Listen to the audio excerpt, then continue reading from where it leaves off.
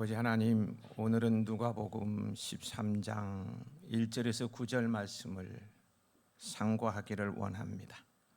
펼쳐진 성경을 통하여서 우리 각인에게 말씀 주옵시기를 예수님의 이름으로 기도하옵나이다.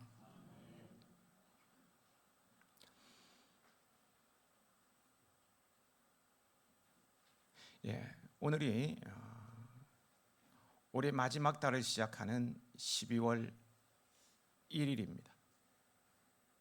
올 한 해도 수많은 사람들이 어린아이 여자 할 것 없이 무차별하게 살육당하는 전쟁의 끔찍한 소식과 함께 국내외적으로 천재지변, 인재 등 각종 사건 사고로 얼룩진 한 해였다라고 할 수 있겠죠. 그런 와중에도 살아남은 나에게 주님께서 오늘 본문을 통해서 뭐라고 말씀하시는지 귀를 기울여 보십시오. 제 얘기부터 하겠습니다. 제가 목회 초년 시절 큐티집이죠. 생명과 삶이라는 큐티 책을 많은 분들이 구입해서 큐티를 하고 계시리라 생각하는데요. 이 큐티집 생명의 삶을 발간하는 두란노 출판사에서 나온 목회자들을 위한 목회와 신학이라는 월간지를 정기 구독하였습니다. 목회 초년 시절에 간혹 그 책에 소개되는 목사와 교회들을 보면서요, 나에게도 이런 기회가 주어질 날이 올까라는 주제 넘는 생각을 잠시 했었습니다. 하지만 그분들의 프로필이나 소개되는 사역을 보면서 넘사벽이 뭔지 아세요? 넘사벽, 넘지 못할 벽처럼 느껴졌어요. 나와는 다른 사람들의 이야기라고 생각하고 잊어버리고 지냈습니다. 근데 30여 년이 지난 후에 그 잡지사 기자의 취재에 응하게 되었고요. 이번 12월호에 기사가 나갔습니다. 기사를 보면서 참 감회가 새로웠는데요. 그러면서 잠시나마 내 마음에 품었다가 잊어버린 것까지도 기억하시고 어떤 방법으로든 이루어 주시는 자상하신 하나님, 그 작은 신음에도 응답하시는 선하신 하나님을 찬양하지 않을 수 없었어요. 아멘. 감사합니다. 근데 그 기사를 보면요, 모든 내용이 팩트, 그러니까 사실에 근거하여 쓰여져 있습니다만은 어떤 숫자라든가 내용 전개 좀 다르게 표현되어 있는 부분들이 있기에 실은 여러분에게 말씀드리고 싶어서 이 얘기를 꺼냈습니다. 예를 들면은요, 우리가 임용 봉사, 교회 전반적으로 한 2시간이 넘도록 인터뷰를 했었으니까요. 그 임용 봉사 얘기를 하면서 비산동, 지금도 비산동이구나. 비산 중북교회를 비산 시장 근처에 있을 때는 이제 많을 때는 50-60명까지 모였고, 이곳으로 이전한 다음에는 지금 20-30명 정도 찾아온다 하고 얘기를 했더니 이걸 거꾸로 적었어요. 비산동에 있으니 20-30명으로 시작했는데 지금은 50-60명이 모이고 있다, 이렇게 적기도 하고요. 또 여러분에게는 새삼스러운 얘기가 아닙니다만, 나의 목회는 300명과 함께 꿈이 있는 아름다운 동행을 하는 것이고, 그 이상이 되면 저희 능력적인 한계도 됩니다만은, 내가 그분들의 개인사라든가 어떤 가정사를 알고 위에서 기도하고 섬기는 데는 한계가 있기 때문에, 지금 200명도 쩔쩔매고 있습니다만은 한계가 있기 때문에, 만약 300명이 넘어서고 500명에 이른다면 교회를 분립하고 싶은 게 나의 목회의 마지막 소원이기도 하다는 이런 취지의 말을 했었는데, 300명 넘으면 교회를 분립하려고 한다, 이렇게 소개되는 등 내용들이 다 팩트, 사실을 근거로 하는데 어떤 의도를 가지고 적은 부분들이 있습니다. 기사는 그 기자가 어떤 관점을 가지고 쓰는 것이기 때문에 그럴 수 있다고 생각합니다만, 여러분이 혹 그 기사를 보실 기회가 있다거나 서점에 가서 12월호를 이렇게 보시면 나올 거예요. 뭐 일부러 구입할 필요는 없을 것 같고요. 또 여러분이 보거나 또 이런 부분에서 물으면 다 팩트를 근거로 쓴 것이라 이해하시고요. 그렇게 말씀해 주시면 좋겠습니다. 어떻든요, 하나님께서 올 한 해 저에게도 그렇습니다만 우리 교회에 많은 은혜를 부어주시는 것 같습니다. 그러기까지는 여러분들의 기도와 헌신이 있었기에 가능했다고 말씀드립니다. 이제 하나님께서 저에게 던지시는 질문이기도 합니다만, 2025년 한 해를 더 허락하시면 여러분은 무엇을 하면서 지내기를 원하십니까? 오늘 설교 제목이 살아남아 있다면입니다. 불교 용어 중에 업보라는 단어가 있어요. 평상시 선행을 많이 쌓아놓은 사람은 반드시 복을 받게 되고, 반대로 평상시 악행을 많이 쌓아놓은 사람은 반드시 벌을 받게 된다, 그런 의미를 가지고 있죠. 그래서 악행을 저지른 사람들이 심판을 받아 무시무시한 벌을 받는 것을 보고 저 사람은 자기 업보를 치른 것이다, 이렇게 표현들을 합니다. 그러나 우리가 사는 세상은 의인은 복을 받고 악인은 벌을 받는 그런 단순한 세상이 아닙니다. 성경에 등장하는 욥과 같이 의인들이 고난을 당하는 경우도 있고, 악을 행하는 자들이 더 잘 먹고 잘 사는 경우도 얼마든지 있습니다.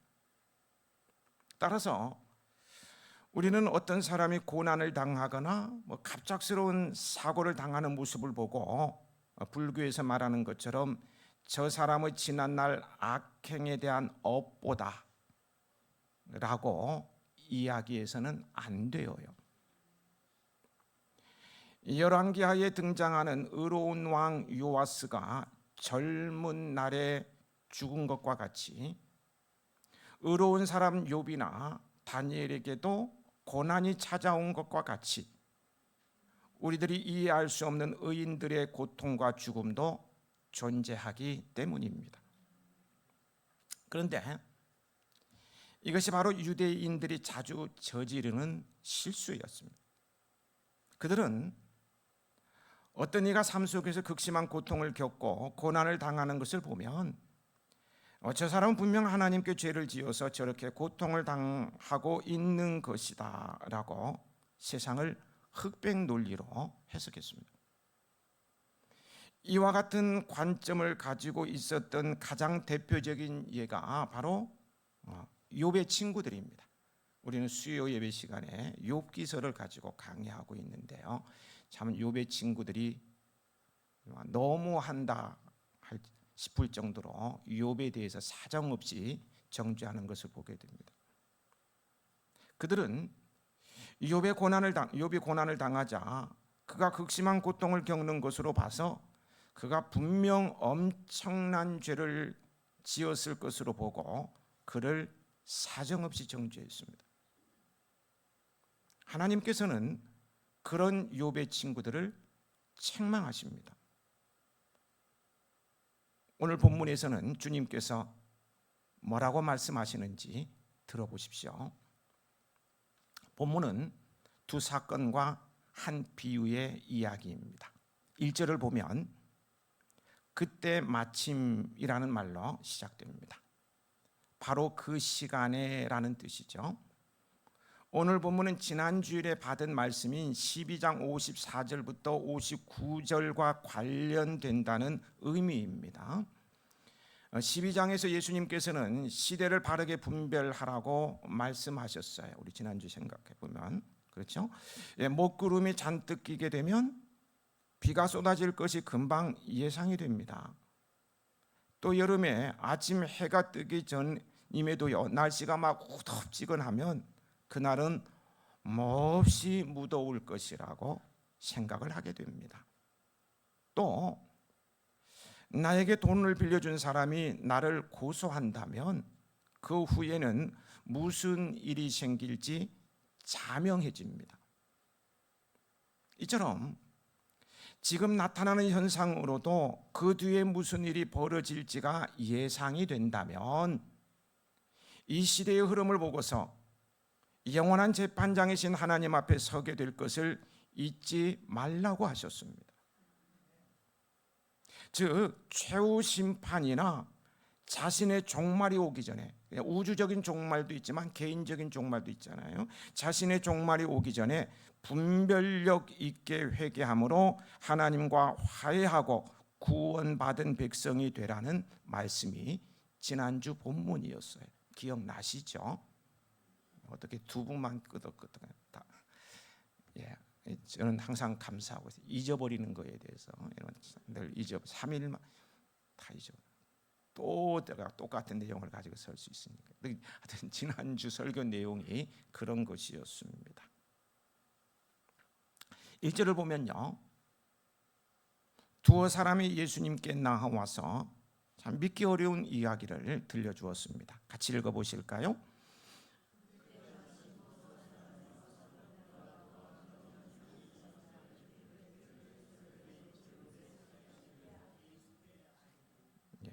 당시 이스라엘 백성들이 하나님께 제사를 드릴 제물로 짐승을 잡고 있는데 빌라도 총독이요, 갈릴리 사람들을 아주 무참하게 죽이고는 그 피를 제물로 드릴 짐승의 피와 섞어버립니다.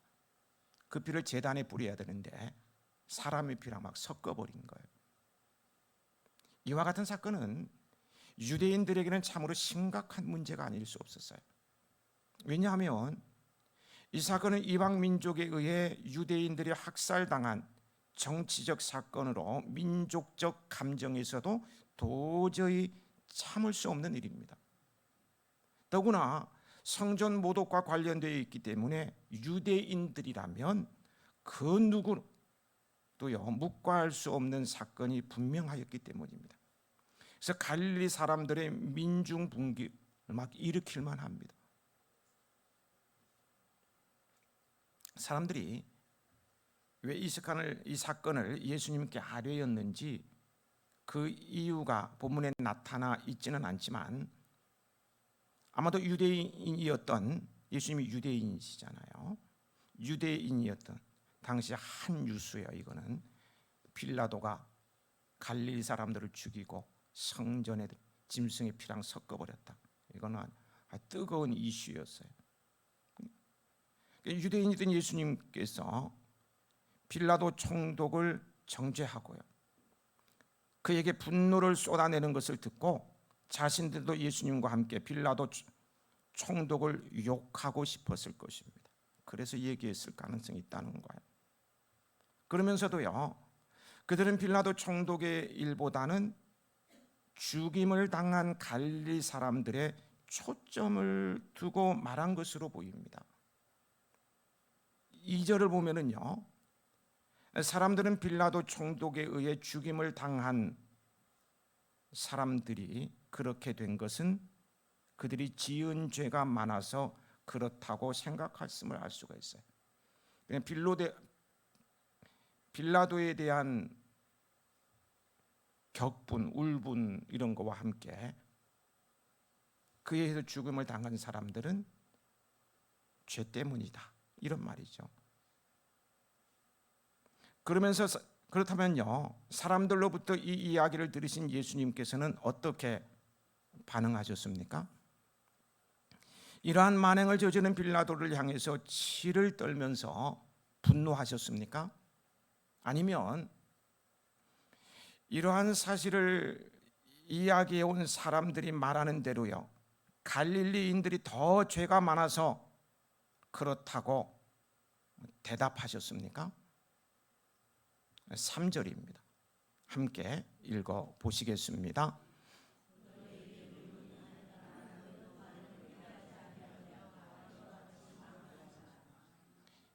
무슨 반응이 이렇습니까? 예수님의 반응은 이래야 되지 않을까요? 막 분노하면서요. 감히 하나님께 드리는 제사를 멸시하더니 묵고 할 수 없어. 내가 하늘에 불을 내려서 혼내주겠다. 나를 따르라. 빌립보에게로 쳐들어가자. 아니면 때가 되면 빌라도는 심판을 받을 것이다. 기다려라. 조금만 기다려라. 그날이 온다. 그렇게 하시던가.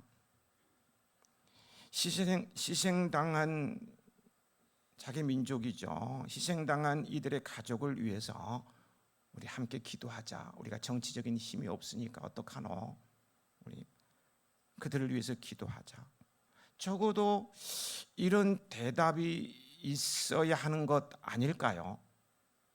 온유하시고 자비하시고 늘 가난한 자, 없는 자, 이런 자의 위로자가 되시는 주님이신데 말이에요.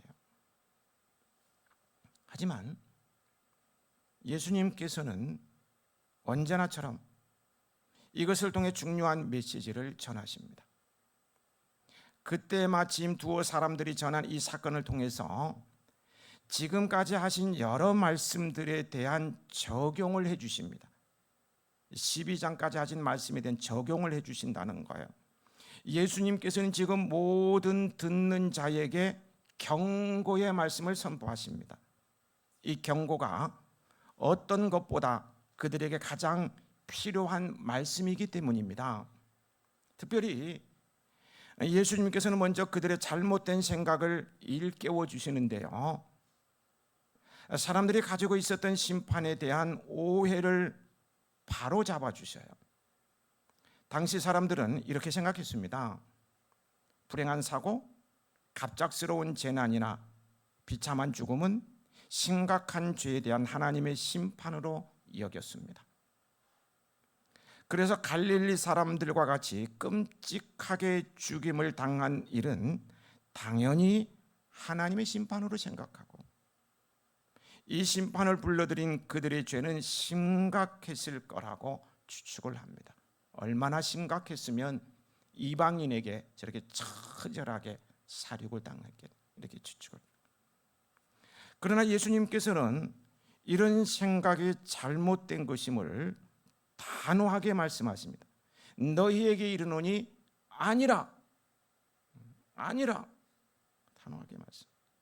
여러분, 어떤 사람이 사고를 당하거나 갑자기 죽음을 맞이한다고 해서 그것을 하나님의 심판이라고 할 수 없습니다. 우리는 알 수 없어요. 만약 사람들이 각자 자기 죄로 인해서요, 본인이 저지른 죄로 인해서 엄청난 사고나 어떤 재난을 당한 자고 생각해 보십시다. 생각해 보자고요. 그러면 우리는 몇몇 사람이, 본문에 나오면 18명, 이런 사람이 사고로 죽는 일로 놀라는 것이 아니라 이렇게 많은 사람들이 계속 살고 있다는 사실에 대해서 더 놀라야 할 것입니다. 이해가 안 되세요? 더 놀라야 된다. 안 그렇습니까? 죄가 없는 사람이 여러분 어디에 있습니까? 죄로 인해서 재앙을 받고 벌을 받아서 죽었다 그러면 지금 살아있는 사람 다 죄인 아니냐 그래요. 그럼 멀쩡히 살아서 잘 먹고 잘 사는 이 사람들은 어떻게 되는 거예요? 이 사람들 보면 충격 아니에요? 누군 죽고 누군 살아? 경악할 일이죠. 많은 사람들이 살아있다는 건. 정말 그렇다면 각자 자기 죄로 인해 재난을 당한다면 말입니다, 이 세상에 살아남을 사람이 단 한 사람도 없을 거예요. 앞에서도 언급했던 욥의 경우를 생각해 봤을 때도요, 욥은 영문도 모른 채 인간으로서 한계점, 더 이상 가서 한계점에 다다르는 고난을 당하며 괴로워합니다. 욥의 친구들은 모든 것이 그가 범한 죄의 결과라고 아주 단정을 내리고요, 욥을 무참하게 저격합니다. 정죄를 한다고요. 하지만 아니었습니다. 욥의 친구들이 틀린 것입니다. 예수님께서는 당시 사람들의 잘못된 생각을 일깨워 주시면서 추가로 하나의 사건을 더 언급하십니다. 그러면서 똑같은 말씀을 한 번 더 반복하며 강조하십니다. 4절 5절입니다. 함께 읽어 보시겠습니다.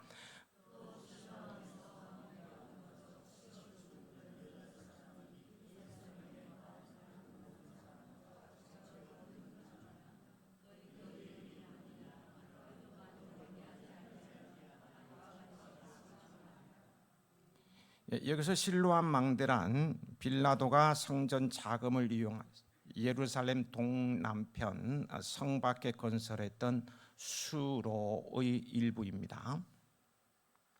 근데 이 수로를 지키기 위해서 세웠던 망대가 그 어떤 원인으로 인해서 붕괴되면서요, 18명의 사망자가 발생한 것입니다.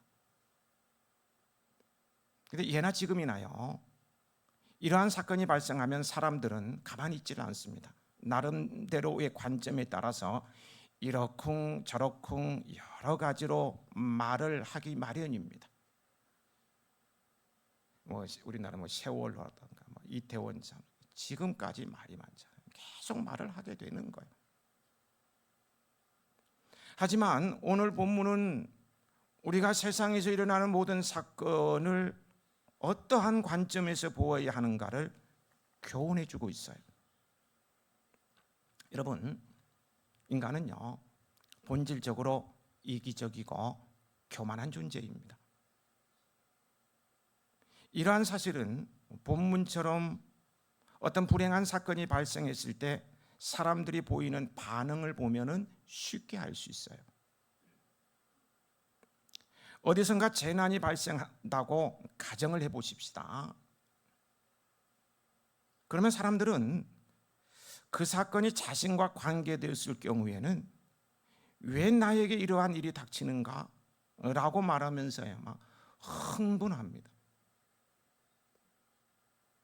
그런데요, 다른 사람에게 일어나면 나와는 상관없다는 듯 아무런 관심도 보이지 않아요. 심지어 어떤 사람들은 이러한 사건에 대해서 당연하다는 듯한 태도마저 보이고요, 그러한 불행한 일을 만난 사람들을 비웃기까지도 합니다. 죄의 업보라고. 특히 이러한 점에서 유대인들은 더욱 심했습니다. 그들은 누군가 불행한 사건을 당하면 즉각 인과응보적 관점에서 그 사람들이 죄를 지었기 때문이라는 식의 정죄를 머뭇거림도 없이 하곤 했어요. 하지만 오늘 본문을 보면 이 사건을 바라보시는 예수님의 시각은 일반 유대인들과 전혀 달랐어요.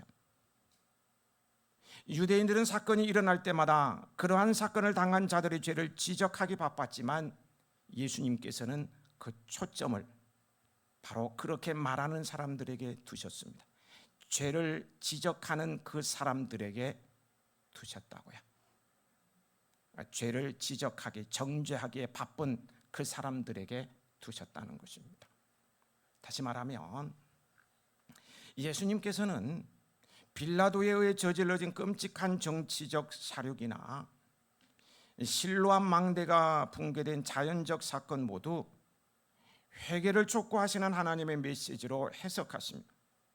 그 모든 사건들은 그들만의 사건이 아니라 바로 너희들을 향한 사건이라고 말씀하십니다. 삼풍백화점 붕괴 사고 기억하시죠? 많은 사람들이 죽었죠. 이것은 죽은 그들만의 사건이 아니라 그것을 보고 듣고 있는 너희들을 향한 사건이라는 거예요. 여러분 보고 들으셨나요? 그러면 나를 향한 하나님 메시지가 있다는 거예요. 너희를 위한 사건이라는 거예요. 이 말은요, 너희도 정신 차리지 않으면 죽는다는 것입니다. 왜 이런 무서운 경고를 하시는 것입니까? 그것은 그 자리에 있던 사람들에게 가장 급한 일은, 여러분, 내일 일은 알 수 없잖아요. 그죠? 잠시 후에 무슨 일이 일어날는지 알 수 없잖아요. 그죠? 그래서 가장 급한 일은 하나님의 심판으로부터 구원받는 일이었기 때문입니다. 왜냐하면 하나님의 심판은 영원한 멸망을 가져오기 때문입니다. 그리고 그 종말이 우주적인 종말이든 개인적인 종말이든 어떻게 와요? 지난 도둑같이 임해요. 언제 올는지 모른다고요. 여러분, 천재지변이든 인재이든지 간에 그런 일이 일어날 때 우리가 생각해야 하는 것은 동일합니다.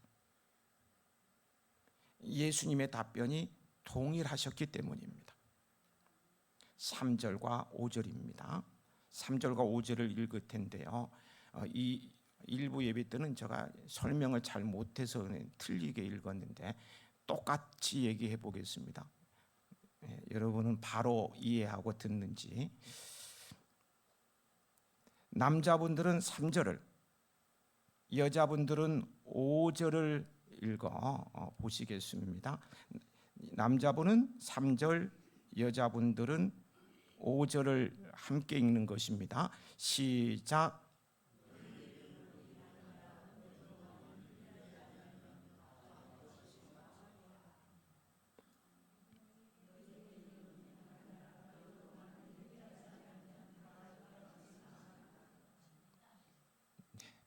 감사합니다.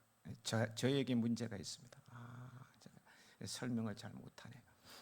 동시에 같이 읽으라는 의미였는데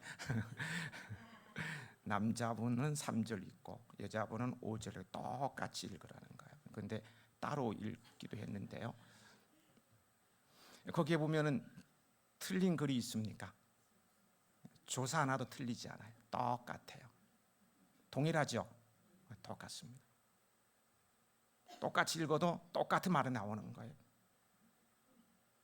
예수님께서는 두 사건에 대해서 말씀하시고는요, 동일하게 회개하라고 하셨습니다. 무슨 말입니까? 사람마다 시간의 차이는 있지만 결국 회개하지 않으면 모든 사람이 다 망하게 된다는 거예요. 모든 사람이요, 같은 목적지를 향해 걸어가고 있습니다. 그것은 멸망입니다. 그래서 회개하지 않으면, 돌이키지 않으면 말입니다, 모든 사람이 그 멸망이라는 곳에 결국 도착하게 될 것입니다. 어떤 사람은 뜻하지 않은 사고로 조금 빨리 도착할 수 있고, 어떤 사람은 오래도록 살다가 조금 늦게 도착할 수도 있습니다.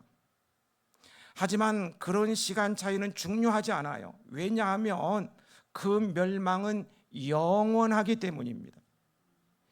영원한 시간과 비교했을 때 이 땅에서의 몇십 년 차이는 아무것도 아닙니다.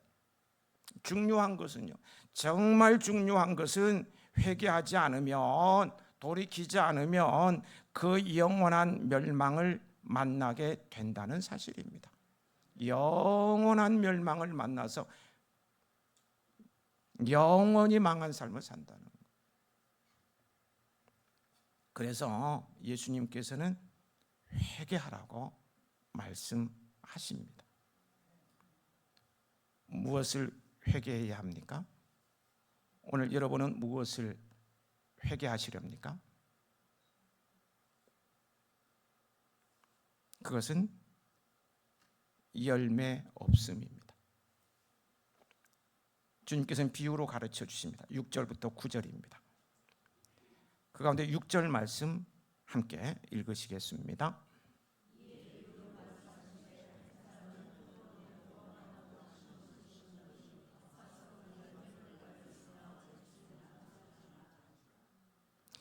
포도원의 주인이 포도원에다 포도가 아니라 무화과 나무를 심었어요. 포도원에 무화과를 심은 것은 틀림없이 열매를 더 많이 수확하기 위함이었을 것입니다. 그럼에도 불구하고 본문에 나오는 무화과 나무는 아무런 열매를 맺지 못하고 있었어요. 그때에 포도원의 주인이 포도원 지기에게 이렇게 말합니다. 7절입니다. 같이 읽습니다.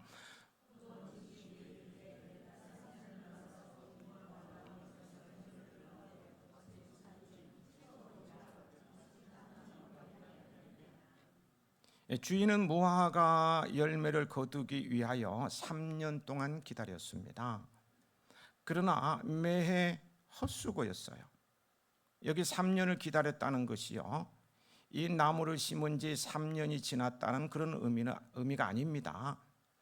일반적으로 무화과 나무는 묘목을 심고 3, 4년이 지난 다음부터 열매를 맺기 시작을 해요. 그러므로 이 나무는 심은 지 적어도 7년이 지났음에도 불구하고 그 주인에게는 아무런 열매를 주지 못하는 그런 나무였어요.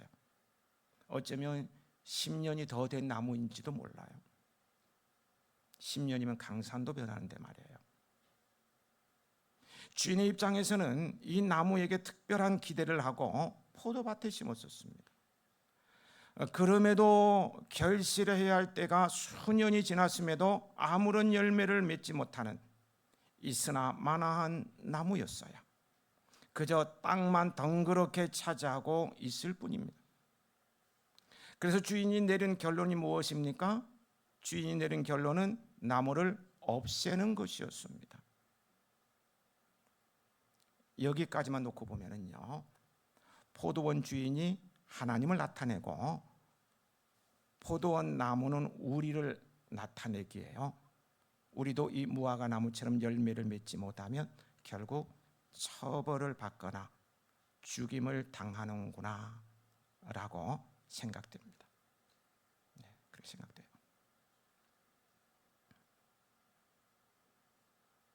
열매가 있으신가요? 큰일 났네. 근데 포도원 지기가 주인에게 호소했어요. 8절 9절입니다. 같이 읽어보겠습니다.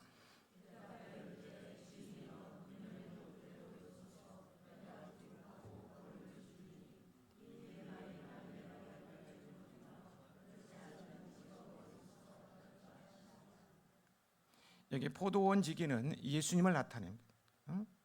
포도원 지기는 주인님, 베어버리는 것은 쉬운 일이니까요, 그것은 나중에 해도 늦지 않습니다. 제가 둘레도 파주고 거름도 주겠습니다. 가지도 쳐주고요. 한 해만 더 기다려 주십시오. 만약 그때도 열매가 열리지 않는다면 그때 베어버리면 좋겠습니다 라고 뭐 했어요? 간청을 했습니다.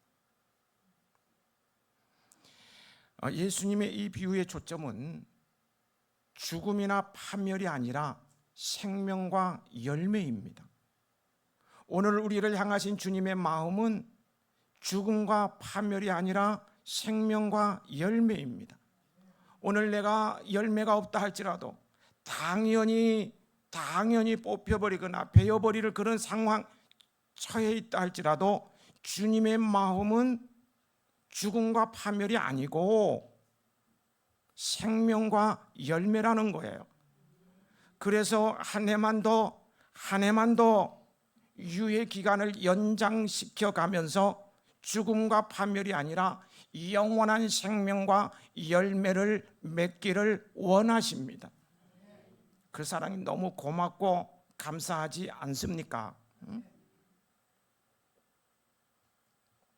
이 비유에서 포도원지가 열매를 맺지 못하는 무화과 나무를 위해서 주인에게 한 해만 더 간청하는 것도 참 감동적이지만요, 더 감동적인 게 있어요. 더 감동되는 것은 주인이 그 간청을 들어주고 또 기다려줄 만큼 인격적인 분이시라는 거예요. 7년, 10년이 넘도록 땅덩어리만 차지하면서 아무 열매도 없는데도 기다려주는 거예요. 한 해도 참아주시는 거예요. 우리 하나님은 이런 인격적인 분이십니다. 이 열매 맺지 못하는 무화과 나무는 두말할 필요도 없이 저와 여러분, 우리 모두의 자화상 아닌가요? 우리의 현재의 모습은 전부 하나님께서 3년, 또 1년, 그리고 또 1년, 그리고 또 1년을 기다려 주셨기 때문입니다. 만약 하나님께서 우리를 기다려 주시지 않으셨다면 우리는 오늘 이 자리에 있지 못했을 것입니다. 하지만 우리는 언제 인생의 끝을 맺게 될지 알 수 없어요. 한 해만 더 하니까 계속 한 해만 더 매너리즘에 빠져가지고 계속 그렇게 될 것처럼 생각하면 착각이죠. 언제 인생의 끝을 맺게 될지 알 수 없어요. 열매 없는 나무를 찍어버리라 하실 때가 언제인지 알 수 없는 것입니다.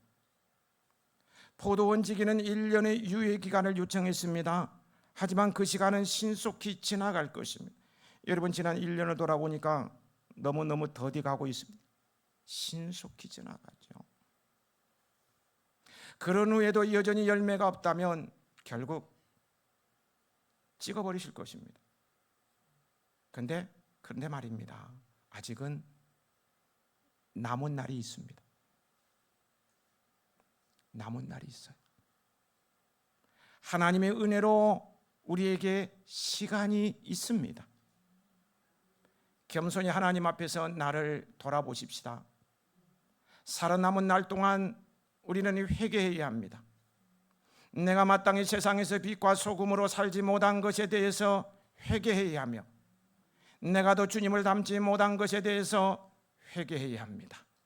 내가 성도를 실족시킨 것에 대해서 회개해야 되고, 내가 거짓말한 것에 대해서 회개해야 되고, 가정을 아름답게 세우지 못해서 주님의 영광을 가린 것에 대해서 회개해야 되고요. 내 삶에 열매 없는 것을 회개하며 주님의 은혜를 구해야 합니다. 아직까지 우리에게는 열매를 맺을 시간이 남아 있습니다.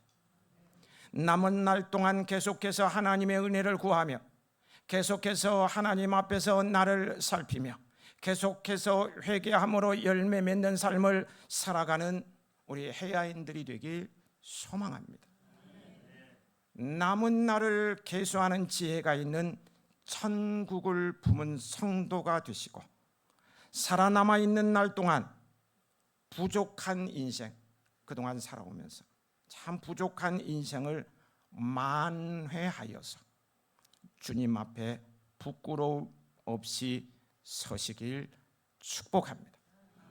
아버지 하나님,